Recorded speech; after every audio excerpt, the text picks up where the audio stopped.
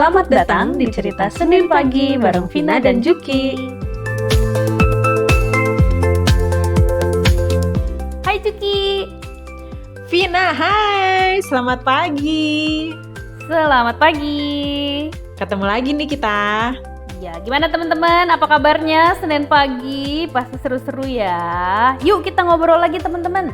Ya nih, sudah seminggu berlalu, ada topik baru. Kita mau ngobrolin apa nih? Nah, topik kali ini seru banget. Topiknya adalah keberlimpahan. Asik. Waduh, asik. Jadi deg-degan gue. Ya, ini kata-kata yang apa ya? Kalau bahasa Inggrisnya abundant ya.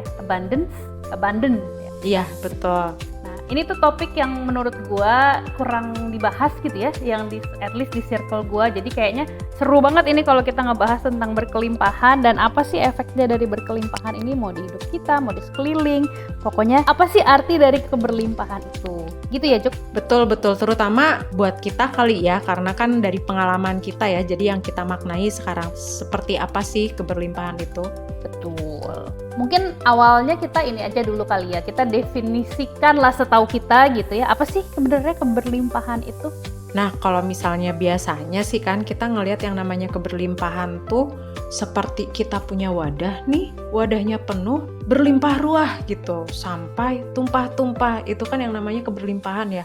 Ada sesuatu yang lebih daripada yang kita perlukan, lebih dari cukup. Nah, yang kelebihan ini biasanya kita bagikan kan untuk yang lain gitu. Dan ini nggak hanya berupa duit aja loh, bisa juga berupa waktu, bisa berupa tenaga, bisa berupa kuping mungkin ya untuk mendengarkan, karena kayak kemarin gue sempat curhat kan, susah nih curhat sama orang waktu zaman pandemi. Nah, kalau misalnya kita punya keberlimpahan untuk mendengarkan orang curhat, itu kan sesuatu banget juga loh teman-teman. Setuju banget. Itu keren banget. Jadi sama menurut gue juga gitu, keberlimpahan itu terjadi ketika kita merasa punya banyak hal dan ketika hal tersebut bisa kita bagikan. Itu mau uang, mau waktu, mau tenaga, mau ilmu pengetahuan. Ya, sekalian ya gue promosi profesi gue. Iya benar. Ya, ilmu pengetahuan ya. Karena salah satu kunci untuk menjadi dosen yang baik ya menurut gua adalah kita memiliki mental keberlimpahan dulu, baru setelah itu kita bisa dengan sangat senang hati, dengan sangat sukacita membagikan apa yang kita punya ke orang lain. Tentu nggak cuma dosen ya teman-teman, banyak sekali profesi-profesi di luar sana yang harus memiliki mental keberlimpahan, kalau enggak nanti jadi kurang jos gitu. Wah, bener banget Vin ya. Karena ngajar itu tuh butuh kecintaan ya Vin ya, untuk memberikan apa yang kita punya tuh dengan energi yang baik gitu ke mahasiswa. Ini kan konteksnya kita pernah ngajarnya di perguruan tinggi ya gitu. Ya. Jadi ke mahasiswa tuh bisa diterima dengan baik juga gitu oleh mereka gitu energinya. Kalau bahasa gua passion Juk. Jadi hubungannya gitu. dari keberlimpahan itu menjadi passion gitu. Tapi sebelumnya harus ada keberlimpahan dulu. Kalau enggak, ya akhirnya bisa-bisa profesi itu tidak dijalankan dengan passion, tapi dijalankan dengan kata yang tepat rutinitas apa ya? Gitu ya? Iya, keterpaksaan. Kalau kasarnya mah gitu. Rutinitas tuh positifnya, negatifnya terpaksa gitu. Iya sih. Nah, dan kenapa kita alur dulu? Gak apa-apa. Kan masih seru. Topiknya keberlimpahan ya. Masih seru-seru. Tapi gue mengerti sih, karena maksudnya gini, ngomongin soal passion kan passionnya si pengajar ya. Soalnya nanti ngomonginnya passion mahasiswanya, ini buat memperjelas aja bahwa itu ngomongin soal passionnya dari pengajar gitu kan ya, untuk memberikan ilmunya dengan sukacita gitu karena rasa keberlimpahan ini. Kalau kita ngomongin profesi pengajar lah ya Juk, pasti kan lu juga relate ya sebenarnya dengan profesi ini. Masalah kesejahteraan secara keuangan gitu ya, kalau untuk profesi dosen, terutama dosen yang baru meniti karir lah ya, kita nggak ngomongin dosen yang udah senior dan punya segala macam side job gitu. Ini untuk dosen yang baru saja meniti karir gitu. Nah, contohnya gue gue kan pulang ke Indonesia itu sebagai dosen muda, walaupun umur nggak muda-muda banget ya, tapi semangat sih muda. Body age. age-nya. Kita patokannya body age Iya, sekarang, betul, bukan betul, umur betul. tahun lahir. Nah iya benar. Nah jadi gue meniti karir kan, pas gue meniti karir gue jujurly kaget gitu sama loh, kok dihargainya hanya dengan segini gitu ya, dihargainya secara keuangan seperti itu. Itu udah ketakutan gue sebelum pulang ke Indonesia sebenarnya. Nah tapi entah gimana waktu awal-awal pulang ke Indonesia sama Tuhan dikasih jalan lah supaya gue tidak masuk ke ketakutan gue itu. Nah tapi tetap aja secara finansial dihargainya kurang. Nah tapi karena mental dasarnya awalnya kan emang gue udah punya passion untuk menjadi dosen gitu. Bukan passion mengajar aja, tapi passion meneliti dan mengajar. Jadi gue harus menciptakan suatu ilmu supaya ilmu tersebut bisa gue berikan ke mahasiswa gue. Kalau cuma ngajar doang kan kita bisa belajar terus habis itu kita ajarkan. Nah passion gue itu adalah untuk menciptakan ilmu pengetahuannya juga lewat penelitian-penelitian, baru hasilnya gue ajarkan, jadi 2 gitu. Nah passion ini itu, gue sambil tepuk tangan dalam hati ya. nah, Terharu gue, Vin, terharu. Ini gue juga lagi love gitu tangan gue, kayak heart. Nah terus, gue kan sudah ada passion itu sebelum pulang ke Indonesia dan jadi dosen. Nah karena sudah ada itu, jadi ketika gue dikasih tantangan dari sisi financial gitu, itu tuh nggak kena gitu si passion, karena passion kan yang gue punya, passion itu nggak bakal kebanting sama kondisi keuangan gitu. Jadi yang gue lakukan adalah ya udah, gue harus dimanapun gue berada, gue akan menjadi dosen. Kalaupun misalnya secara financial gue kekurangan, ya cari dari tempat lain gitu, karena yaitu gue sudah punya si passion yang awalnya dari keberlimpahan tersebut.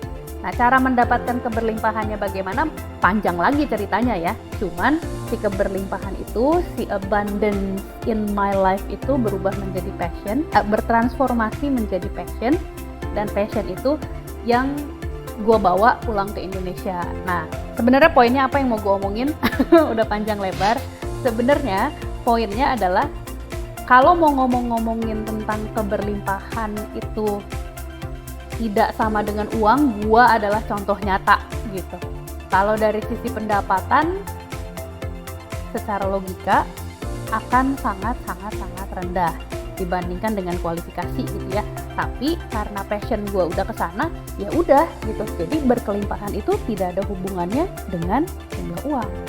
Gue mau bertanya dong, soalnya kan kita biar nggak ngawang-ngawang juga ya, tapi secara praktikalnya apa yang kemudian lu lakukan? Karena mau nggak mau kan pasti semuanya butuh uang toh. Bener. Saya izin spill sedikit ya teman-teman. Jadi untuk calon pegawai negeri sipil, dosen CPNS yang baru masuk dengan kualifikasi S2, gajinya itu adalah hampir 3 juta, 29 berapa gitu, atau kalaupun 3 juta kurus lah. Nah itu untuk kualifikasi S3 gajinya lebih tinggi sedikit, 100.000 kalau nggak salah, 3,1. Nah jadi tapi kalau untuk CPNS itu kenanya 80% doang di tahun pertama, nanti di tahun kedua baru boleh full gitu. Nah itu kan maksudnya itu di bawah UMR-nya, kalau Jakarta parah gitu ya, itu setengah dari UMR, bahkan nggak nyampe setengah juga. Nah terus dapat sih kayak uang makan gitu 30.000 sehari mah masih ada lah ya. Nah jadi secara logika itu tidak akan bisa memenuhi kebutuhan gue sehari-hari. Nah jadi yang gue lakukan adalah ada kok kesempatan untuk kita bisa mendapatkan tambahan tanpa keluar jalur dari si profesi tersebut. Jadi kan kebanyakan ada yang bilang ya udah lu apa kek, jualan atau apa gitu. Gue sih sebisa mungkin pengen menjauhkan diri dari itu. Kenapa? Karena kalau gue pengen jualan ngapain gue jadi dosen gitu. Jadi gue pengennya strict ke menjadi dosen tersebut. Kalau sekarang sih mau nggak mau gue masih harus makan tabungan ya. Tabungan yang gue punya dari zaman dulu sampai sekarang. Nah, tapi ini juga penuh perhitungan gitu. Gue lakukan ini penuh dengan perhitungan. Kenapa penuh dengan perhitungan? Karena ada potensi-potensi ke depan yang bisa dilakukan untuk memenuhi keuangan gue. Tapi gue memang harus berusaha dengan, kalau dibilang sangat keras juga enggak, tapi dengan smart gitu. Jadi misalnya potensi untuk melakukan penelitian. Bukan berarti gue mengajukan dana penelitian terus dana penelitian gue enggak gitu ya, yang pinter lah gitu. Jadi di dalam dana penelitian itu kan ada berapa persen yang boleh dipakai buat ini, ada berapa persen yang boleh dipakai buat apa. Nah, sesuai dengan kewajarannya itu bisa dikonversi menjadi sesuatu yang bisa buat kesejahteraan dosen. Nggak semua dana seperti itu, tapi ada. Jadi gue harus bermain dengan sangat smart, dan ini bukan cuma di Indonesia aja, di luar yang gue tahu juga kayak gitu, untuk nantinya akan memenuhi kebutuhan gue. Tapi itu mungkin baru bisa jalan setelah gue menyelesaikan beberapa tahap dulu. Gitu. Kalau sampai sekarang ya makan tabungan gue. Nah, tapi apakah itu membuat gue merasa tidak berkelimpahan? Ya enggak gitu, karena ya kalau misalnya gue merasa tidak berkelimpahan, ini bakal stuck nih gue, misalnya kayak ngajar, bakal stres gitu ya. Kalau misalnya, waduh bahaya nih gue kalau misalnya gaji gue nggak turun bulan depan kayak apa, kalau misalnya gue ngajar SKS-nya nggak penuh kayak apa, kalau gue nanti nggak bisa meneliti gue bakal stres kayak gitu kan, kalau misalnya gue tidak punya mental keberlimpahan. Nah, tapi gue sih ngerasa gue punya mental keberlimpahan tersebut, jadi mau dibilang gue stres, iya stresnya moderate lah, nggak berlebihan gitu. Dan kalau ditanya apakah gue khawatir dengan keuangan gue di masa depan, enggak gitu, karena gue tahu dengan passion kayak gini, dengan Tuhan yang selalu provide kalau tujuan hidup gue baik, ya akan ada itu caranya, one way or another. Vin, tapi gue ingin menambahkan juga kali ya, karena yang kayak gini tuh topiknya rentan salah paham, jadi dipersepsikan dari salah satu sisi aja. Karena ini kan ngomongin elu sebagai pelaku pengajar yang tidak ingin punya mental korban, sehingga punya mental berkelimpahan dan jadinya ada keleluasaan berpikir untuk mencari cara memenuhi kebutuhan lu gitu. Tapi kan di satu sisi memang kesejahteraan dosen kan sangat kurang ya di Indonesia ini. Dan gak berarti dengan Vina yang punya mental berkelimpahan artinya ya nggak apa-apa pemerintah kayak gitu, ya nggak juga ya gitu. Pemerintah gitu, nah ya itu tetap, jadi ini kalau menurut gue kita harus ngomongin nih biar nggak nanti dianggapnya tuh jadi dari salah satu sisi aja gitu. Itu kan yang kita omongin cuma dari sisinya Vina doang ya.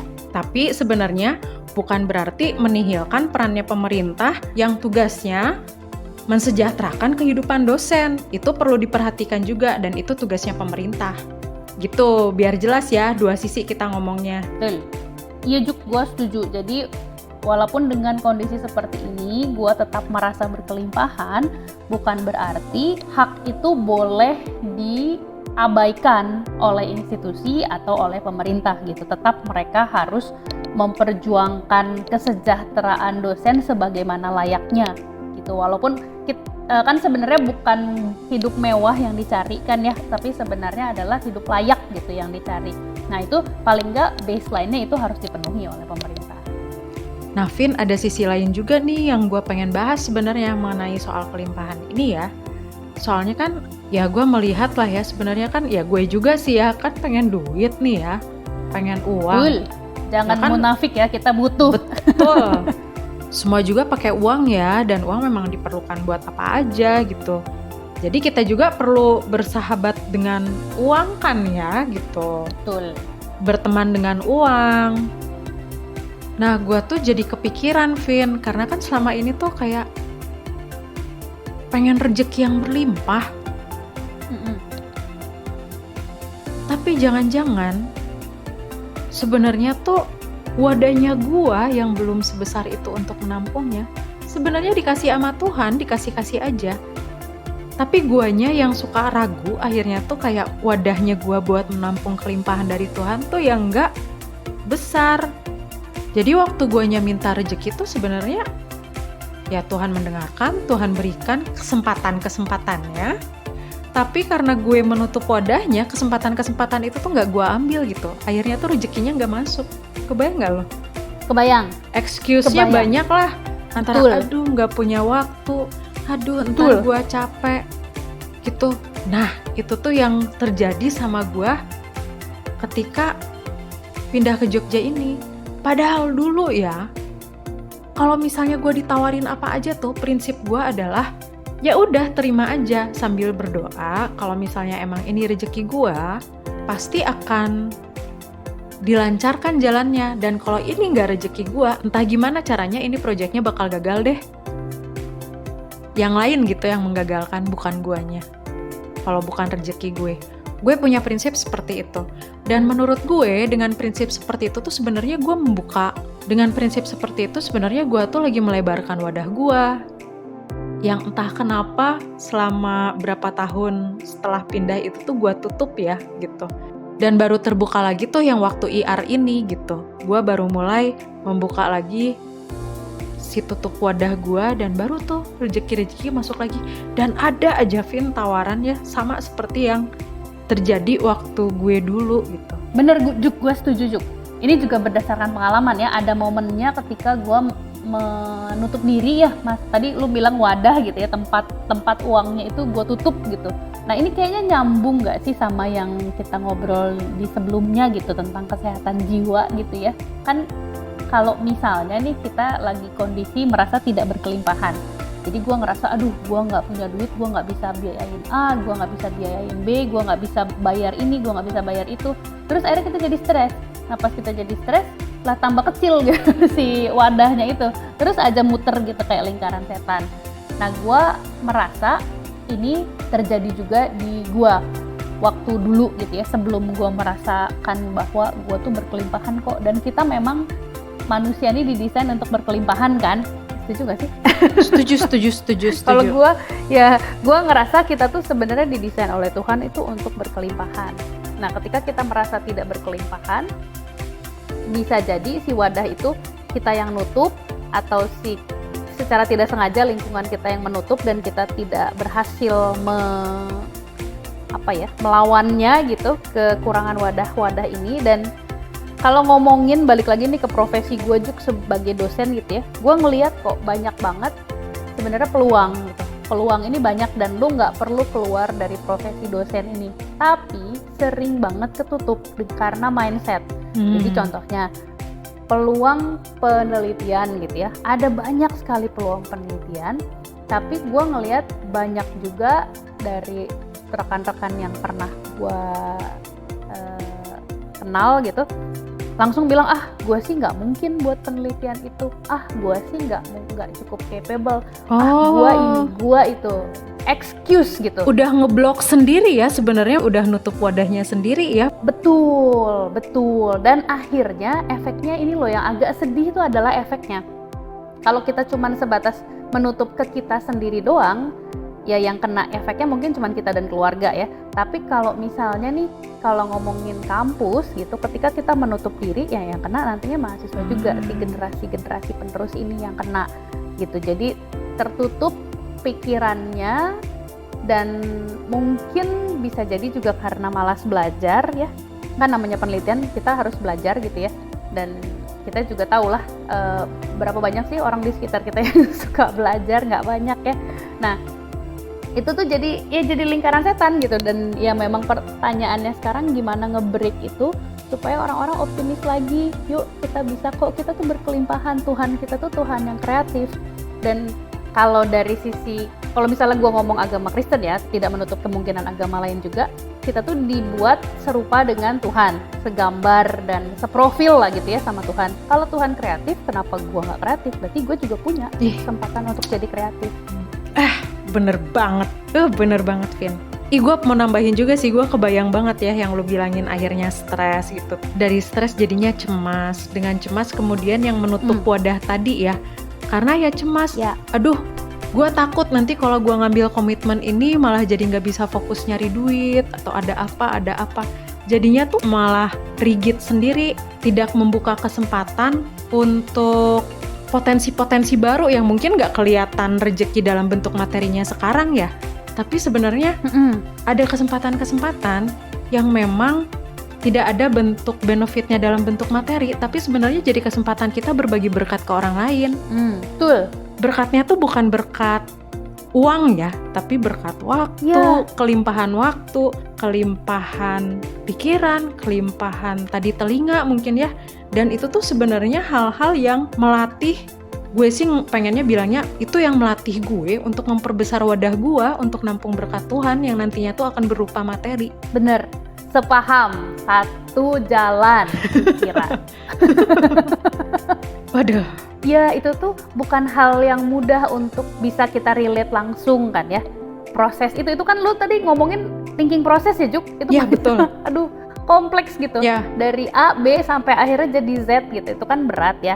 Karena kita terbiasa dengan yang instan-instan gitu. Dan kita terbiasa pokoknya gue pengen punya duit tapi pakai cara gue. Ya. Gue pengen punya banyak duit dengan jadi karyawan swasta. Ya nggak bisa gitu semua orang ya. Ada yang bisa gitu memang, tapi nggak semua gitu. Ada juga kok jalan-jalan untuk kita punya uang, kalau konteks berkelimpahannya adalah uang, dengan cara yang bermacam-macam gitu. Dan itu masih bisa, nggak perlu random gitu caranya. Nggak perlu semua diambil, nggak perlu semua dimakan gitu. Bisa kok kita juga berkelimpahan dan nantinya memiliki mental berkelimpahan. Gue masih amazed sama enlightenment tadi yang tiba itu loh mengenai yang mana? mengenai itu bahwa ketika lu berkelimpahan tuh mungkin ketika lu membagi sesuatu yang bentuknya bukan materi, lu tuh kan jadi saluran berkat. Itu tuh salah satu cara untuk memperlebar wadah sebenarnya untuk kemudian menangkap rezeki dalam bentuk materi, entah dari arah manapun nantinya datang. Kalau kita ngomongin tentang saluran berkat gitu ya Juk, menurut gue ini hal yang penting gitu. Kenapa menurut gue penting? Soalnya kita, menurut gue lagi nih, yang berdasarkan yang gue pelajari, kita memang didesain untuk jadi saluran berkat. Jadi bisa buat orang terdekat, bisa buat orang yang jauh. Nah, jadi kenapa kita tuh pengen jadi saluran berkat? Aneh kan? Maksudnya apa sih motivasi orang pengen menjadi saluran berkat gitu? Dan itu hal yang sesuatu yang baik kan ya, kita tahu itu adalah hal sesuatu yang baik. Nah menurut gue adalah karena desainnya manusia memang di awal juga adalah untuk menjadi saluran berkat, untuk saling tolong menolong gitu. Jadi begitu kita bisa nyampe ke poin itu, kayak achievement unlock gitu, tapi highest achievement unlock. Gue mendengus karena suka. Kalau ngomongin highest berat juga ya. Ya kan kalau misalnya kita didesain untuk jadi saluran berkat, ya begitu kita nyampe jadi saluran berkat ya berarti nyampe kan gitu ya. Tujuannya ya. Iya, tujuan hidupnya nyampe. Jadi kita tuh nggak didesain untuk jadi sesuatu yang shallow gitu. Kita tuh didesain untuk menjadi sesuatu yang besar, berkelimpahan, menjadi saluran berkat, suka nolong, suka mendengarkan, suka curhat gitu. Tapi in the process kadang-kadang itu terlupakan gitu. Oh Vin, gue tiba-tiba ya kepikiran satu lagi berkat yang mungkin orang-orang juga kelupaan, Vin. Ya itu juga. Kritik mengingatkan. Karena sering nih ya, kayak misalnya kan beberapa kali tuh kita kan suka dengar, ini lagi-lagi ngomongin point of view-nya tuh dari kita yang menjadi pelaku supaya punya mental berkelimpahan, gak jadi korban gitu. Jadi kan ya lu take ownership dong akan usaha-usaha lu, keputusan-keputusan lu untuk mensejahterakan diri sendiri gitu kan. Jangan punya excuse karena pemerintah sih kebijakannya kayak gini, pemerintah sih kebijakannya kayak gitu. Akhirnya gue jadi miskin misalnya gitu. Ya itu kan mental korban ya. Nah dari sisi kitanya kan memang perlu punya mental pemenang ya untuk achieve apa yang kita mau. Tapi di sisi lain, ya pemerintahnya kalau emang salah mah ya harus ditegur juga ya. Menurut gue sih gitu. Karena ya berapa orang sih yang punya pemikiran victor kayak gitu sih, pemenang gitu. Berapa orang sih di Indonesia ini, misalnya kita ngomongin konteksnya Indonesia, berapa orang sih yang di Indonesia ini yang punya mental pemenang? Tidak banyak. Yang menurut gue, kita tuh punya privilege, kita tuh dapat privilege nih dari Tuhan, berkesempatan belajar hal-hal seperti ini gitu. Dan kemudian memutuskan punya mental pemenang. Ini kan sesuatu privilege ya, yang lain nggak punya privilege itu.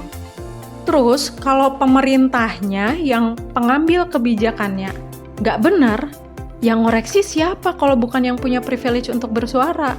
Betul sekali. Betul kan? Setuju. Nah, jadi lagi-lagi gue sih pengennya bahasnya dua sisi nih. Jangan jadi kayak ketinggalan nih, kitanya tuh cuman ngomongin soal kitanya perlu punya mental pemenang, tapi kemudian jadinya tuh ignorance akan kondisi yang lain. Iya. Itu sebenarnya Betul. jangan sampai ignorance akan kondisi yang lain, karena mau gimana pun kita yang punya privilege ini yang bisa bersuara ketika ada yang salah. Dan ketika kita mengkoreksi yang salah, itu tuh jadi suatu berkat juga loh. Ini gue ngambil perkataannya teman gue ya.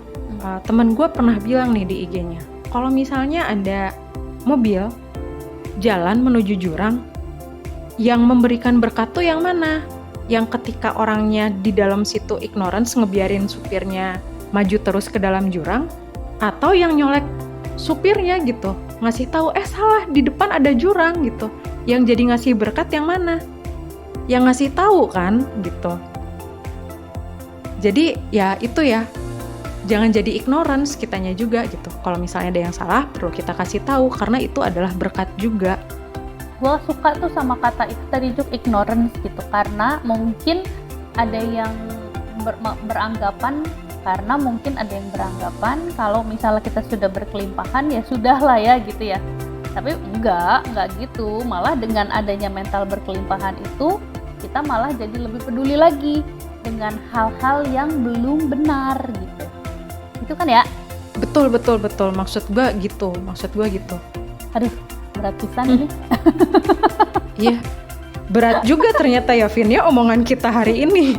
Gue juga sampai diem-diem juga nih mikirin apa yang diomongin tadi ya. Wah, bisa juga ya proses berpikirnya gue jadi kayak gitu. Nah, mungkin teman-teman juga kalau misalnya ada cerita tentang berkelimpahan gitu, atau misalnya proses menuju feeling berkelimpahan itu kan nggak selalu kita punya ya. Mungkin waktu bayi sih kita punya sih feeling berkelimpahan, kita merasa semuanya cukup, jadi kita berhak minta apa aja ke orang tua dan segala macam. Itu kan salah satu berkelimpahan yang naif gitu ya.